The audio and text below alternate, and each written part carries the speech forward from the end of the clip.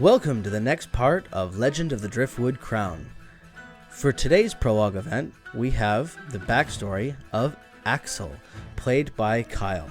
Kyle, why don't you tell us a little bit about your character? My character's name is Axel Tarkus. Tarkus is a family of brick masons that pretty much goes back to antiquity. If there's mortar to be placed, it's been Tarkus hands. And Kingdom knows this. However, in recent times, the Tarkus family, members of them, were conscripted into a war that they wanted to have nothing to do with, and some of them got split up. So Axel, he is a older brother character, and he is searching for his younger brother named Flark. That's Axel. His motivations are find his brother, get him back home safe, do whatever he's got to do because he's got that big brother syndrome. Tarkus has been working in Seafall for more than a month when our story begins. He was hired by Cedric, the Timur of Seafall, and the head of House Stormrider, to repair a small stone keep that was in the center of town, Castle Seafall. It was in very bad disrepair. Since that time, Axel was given 3 laborers to help him fix the gatehouse. Immediately impressed with your workmanship, Cedric has implied over the following month that he might be interested in having you fix other things along the city as well, and he hinted that you might be interested in having you fix the gatehouse to the city from wood to stone, which would be the largest project that you've ever had. As you go about fixing the keep, there are 3 laborers that you come to spend your days and nights with. 2 brothers. One of the brothers is a pretty gifted stonemason. The other one is maybe just a pair of helping hands. But they try very hard, and you will often hear them tell tales of their family farm and their father, Elias Greenleaf. The third individual that works for you is an elderly man, more or less was a stonemason. He's pretty skilled, but I wouldn't say resentful, but he's disappointed that it was a contracted labor job. So he's willing to work with you, but he's certainly not super excited about it. As you work on the keep, you learn that there are 3 children in House Stormrider. They consistently play around your construction site. There's a girl, aged 11, a boy, aged 7, and a small, tiny boy, aged 3. And they squeal and run in enjoyment watching you guys work over the course of the month. So they're usually playing inside the keep. Can you make a perception check for me, Axel? Certainly. It's a 17.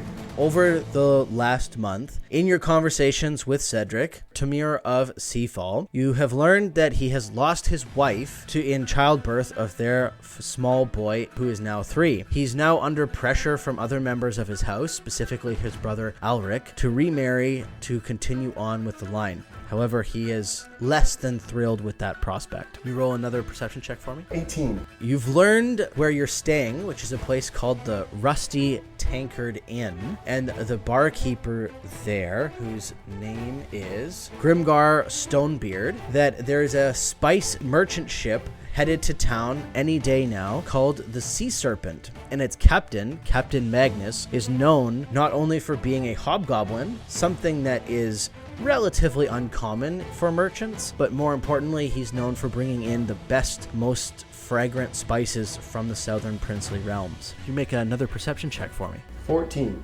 The work has been hard and heavy lifting a lot of the time. You don't get as much time to spend with the 2 brothers as you would like.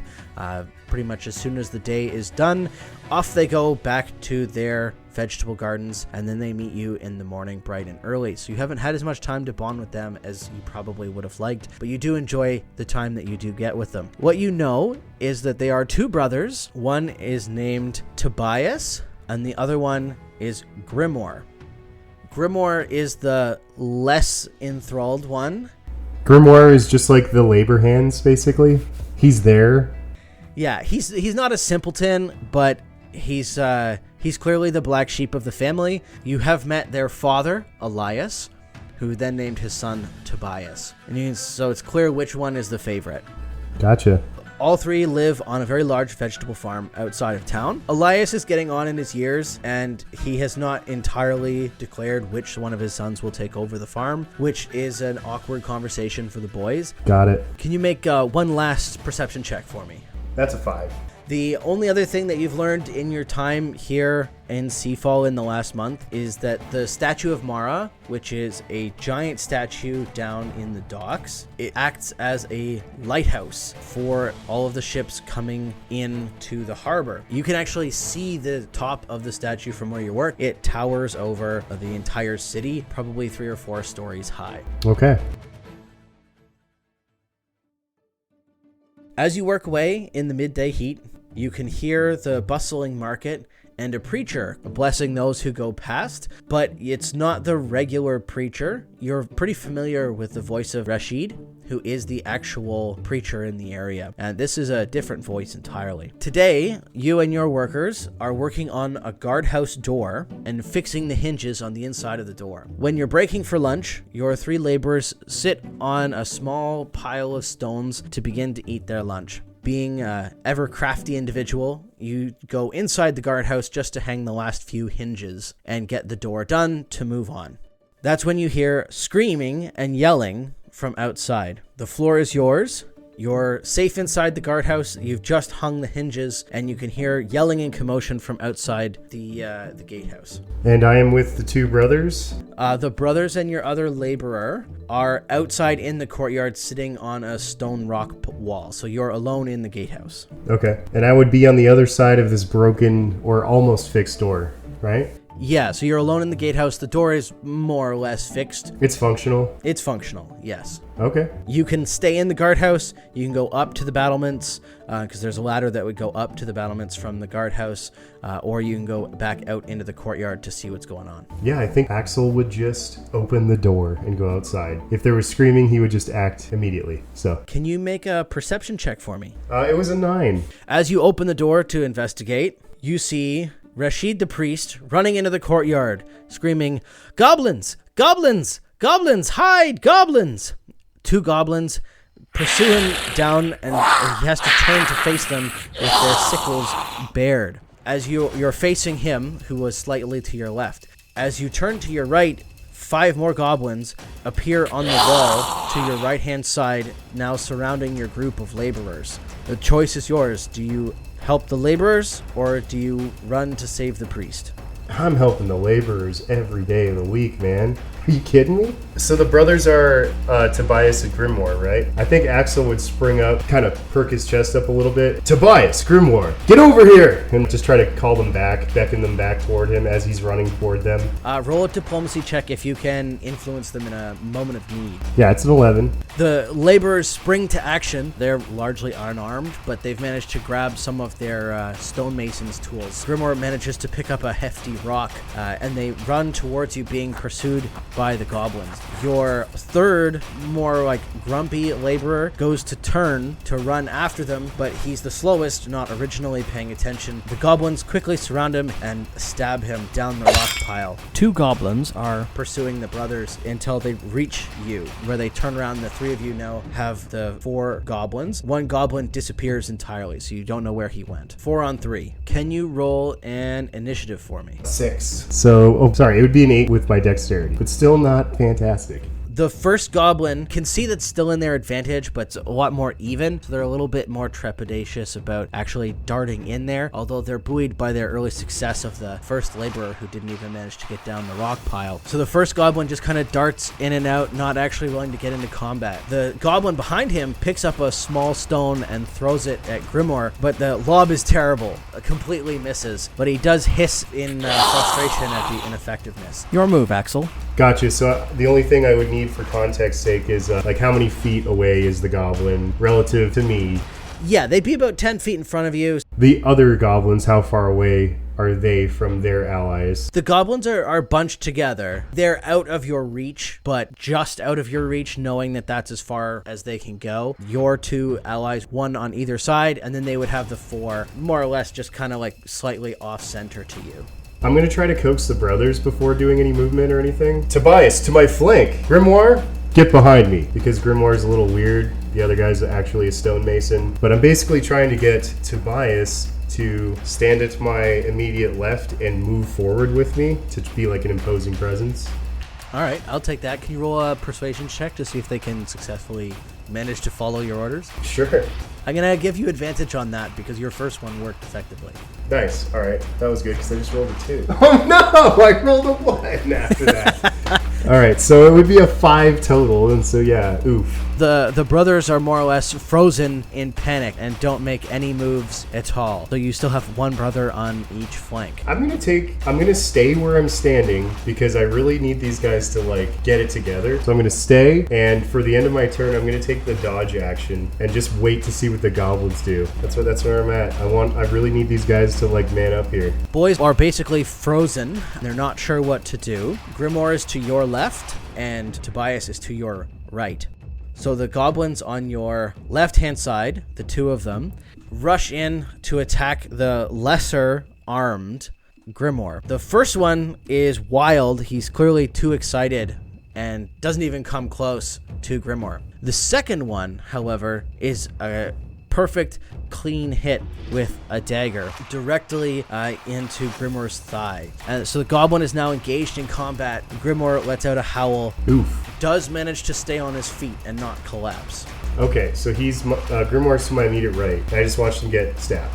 Grimoire is to your left. Tobias is to your right. Seeing that, I will just immediately turn to my left and engage the goblin that stabbed Grimoire. You get advantage as well because you're going to be flanking him because he's facing Grimoire. So yeah, I would just attack. Do I have a weapon? I think I'm just unarmed. You would have stonemason's tools, so you'd have a hammer. Seeing Grimoire howl in pain is going to make me a less defensive and react immediately. I imagine I'm wearing some kind of apron and just whip out the hammer from the apron and strike at the goblin. Roll the hit. So yeah, I rolled a 7. Not going great. The goblin, being tiny and crafty, easily ducks under the hammer and again hisses at you. The goblin on now your right-hand side, facing Tobias, darts in. However, this time Tobias is a little bit faster than the goblin and parries with his own hammer, the curved sickle. He then counterattacks against the last goblin that was in front of you, but unfortunately that goblin ducks under a wild hammer swing. The goblin that was directly in front of you, because you now turned, is on your flank, and he seizes the opportunity to try and stab you with his tiny sickle into your leg. More or less it gets caught up in the leather apron to no success. We're back to you. So you've got a 2-on-1 on Grimmer. You're flanking one of the ones on Grimmer, and you're being flanked yourself. And then Tobias, right behind you now, is engaged in a 1-on-1. How's Grimmer looking? Is he looking rough? Is he starting to go pale on me, or is he just bleeding? Not yet. It's certainly a serious wound. This goes minutes. He's going to be in real serious problem, but it's only a few seconds since he's been stabbed. Axel's frustrated that his first swing didn't connect. As he missed, he lets out a grunt. Stay still! He missed on the foreswing, but now he's coming back with the backswing on the same kind of strike. So this with advantage, right? Yeah. Okay, taking the 18. Roll the hit on a d6 and make sure you've got your strength modifier in there as well. Ooh, it's a 6. And my modifier is 3. Dent the helmet, and the goblin instantly goes limp and collapses to the ground. Grimoire is enraged and decides to attack with wild abandon against the goblin who is flanking him. To no avail, the goblin ducks under the rock, and then he tries to throw the rock entirely at the goblin who manages to miss. The goblin swings, but is kind of put off by Grimmer's reckless abandon and willingness to dodge the rock, so he's almost shaken and doesn't actually move forward at all, allowing Grimmer to scramble and pick up the small curved blade from the goblin that you have already killed. The goblin flanking you, enraged by his falling colleague, decides to get up close and personal with his stabbing short sword. Managing to duck in behind your swing as you are crushing that other goblin, manages to stab you up almost like where your kidneys are, behind your leather apron for 5 points of damage. Oof, okay, so I'm at 10 now. Our goblin dueling Tobias. The goblin comes in and manages to cut Tobias, not terribly, but it's a deep cut on his left leg, so Tobias is now flagging a little bit. Tobias goes ahead, swings his stonemason hammer, and crushes the goblin's skull, so he's definitely winning his 1-on-1. Okay, well, seeing Tobias is doing well, I'm going to move towards Grimoire and try to give him a little support. Are you doing okay? And see what Grim says. Oh, my leg hurts, but fuck these goblins. Hey, amen to that. I'm going to crush Goblin right in front of me. So moving towards Goblin that stabbed Grim's thigh. The goblin that is in front of Grimoire catches your hammer and you feel his ribs and chest cave in as you've crushed him. Big old doinks. Fearful but also enraged by your consistent dispatching of his colleagues, the goblin flanking you manages to sneak behind your vest again, cut your calf for 4 more points of damage. Guy's wily. He's getting in there. He is wily indeed. Make a perception check. That is a 4. I ain't seeing nothing.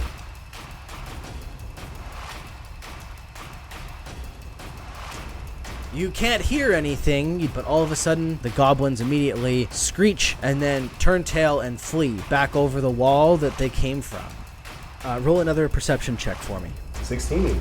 Turning to face your 2 companions, you can see that both are bleeding profusely. Grimoire from heck of a cut to his thigh. He should certainly get some medical attention. You see Tobias, who's got not as bad a cut, but also a pretty serious cut to his thigh. And across the courtyard, you see the body of Rashid, the priest of Mora, lying on the ground. Sorry, bud, I had to save the laborers.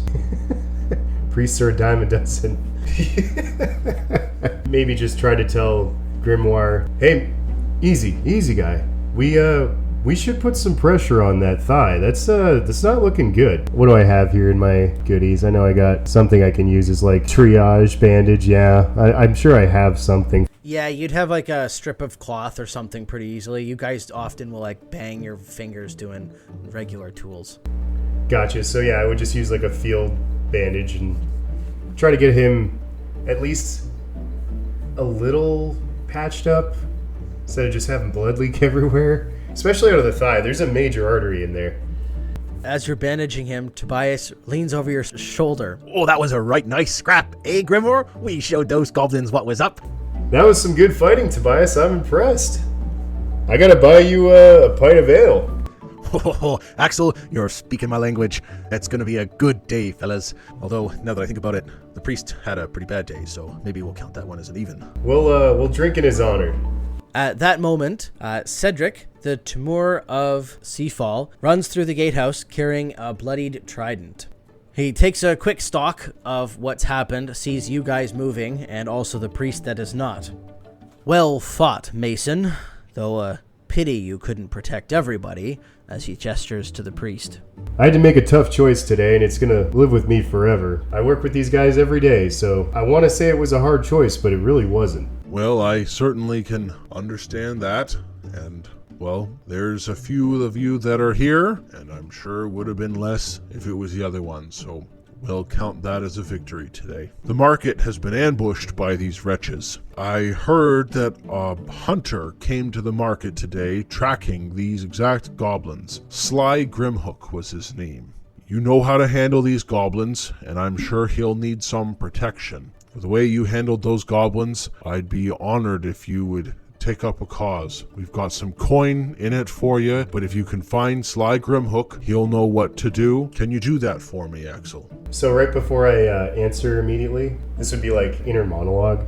Axel would just think to himself, this is it. A reason to actually leave and go look for my brother. I think I should do this. Back to present time. Yeah, you know what? My days are pretty boring. I was just fixing a door. Count me in.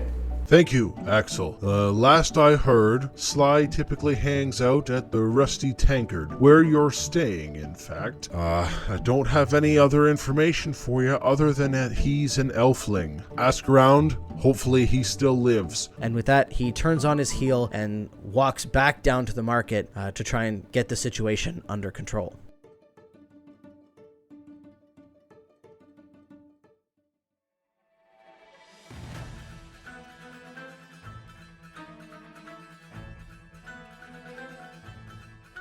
Thank you for listening to this episode of Legend of the Driftwood Crown, part of You Rolled a One podcast series. If you enjoyed this episode, feel free to give us a review. Or connect with us directly on social media at You Rolled a One podcast. Thanks so much, and we'll see you in the next episode.